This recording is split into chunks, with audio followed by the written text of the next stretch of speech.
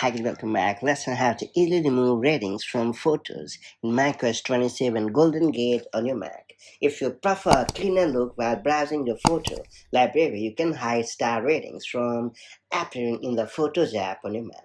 In macOS 27 Golden Gate, Apple includes a simple option that lets you remove rating controls without affecting your photos or any rating you have already assigned.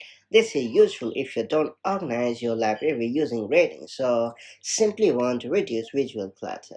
That said, let me show you how it's done the quick way.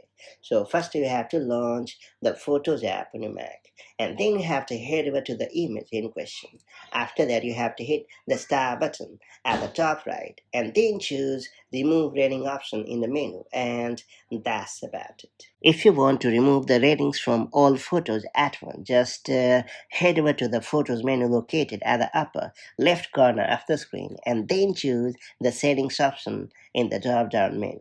After that, you have to choose the General tab located at the top. And finally, you have to deselect the box located right left to show rating controls. And that's about it. Removing ratings from the photos on Mac only hides the rating controls from view. It doesn't delete any existing ratings you have already assigned.